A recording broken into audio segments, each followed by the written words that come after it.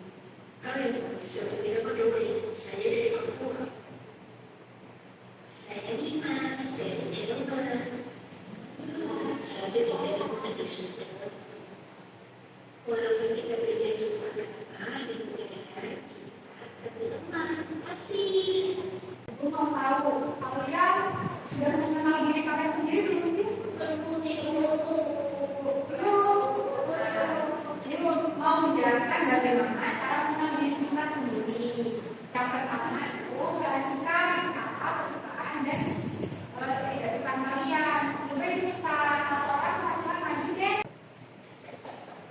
Nah, juga dari nomor satu itu kan, apa kesukaan manusia dan kita tidak suka manusia. Aku suka nolong orang tuh. Untuk yang tidak kusukai, aku gak suka teman yang suka bohong. Nah, di sini ada suka bohong enggak?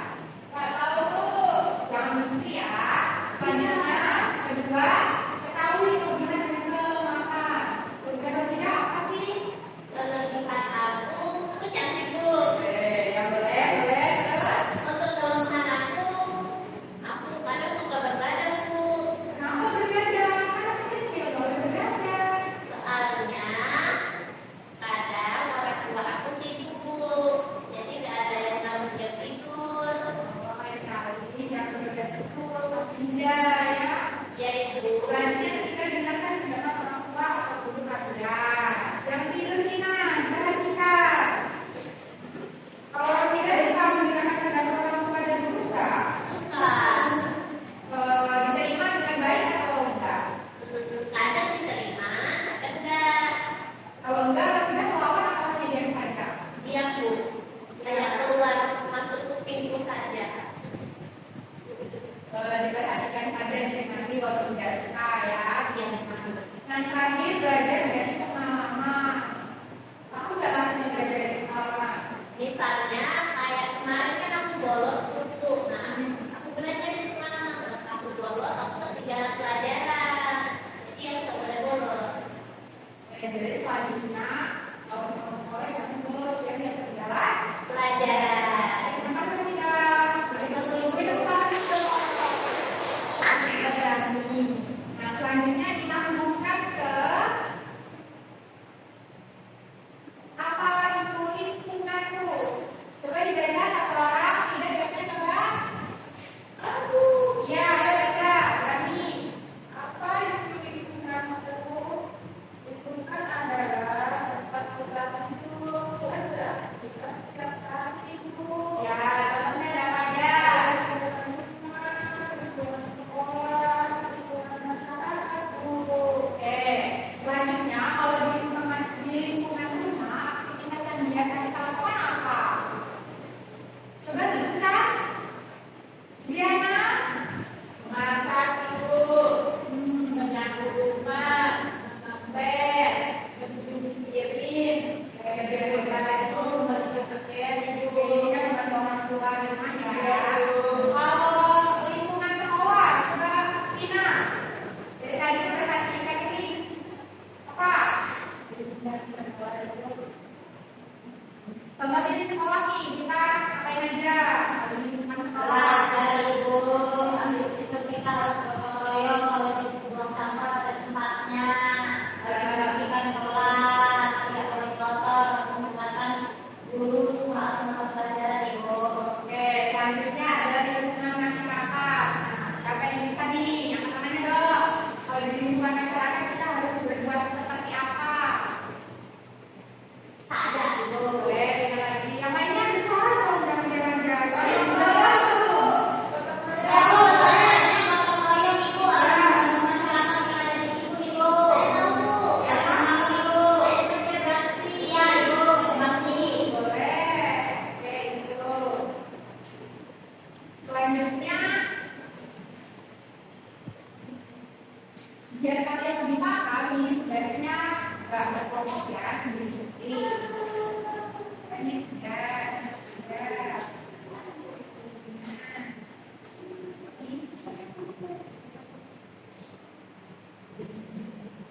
Oke, di situ ada nama, ciri-ciri sifat kelebihan dan kekurangan. Kalian menuliskan tentang teman-teman kalian nih, boleh berbincang nih. Karena tidak menanyakan Pak Ros atau menurut kalian aja gimana sifat-sifat sudah bisa kayak gitu ya.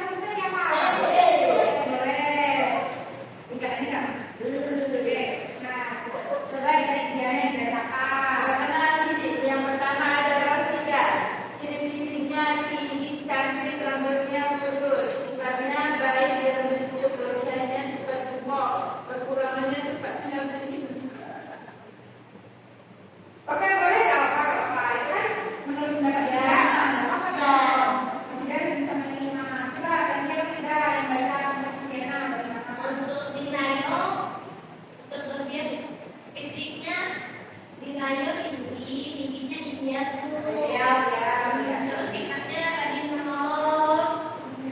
Kelebihannya kayak gitu Bu, dia juga suka TikTok itu Bu. Itu kan gak bagus untuk anak SD. Selidiki Bu, selidiki. Kekurangannya Bu, ya ini Itu sindrom namanya. ya. Ya, jangan terlalu diteruskan. Jangan dibuktikan. Ya, itu. Terus selanjutnya sudah boleh pasang lagi. Terus selanjutnya ada Rida. Dia cantik, ikut, tinggi, baik, lucu.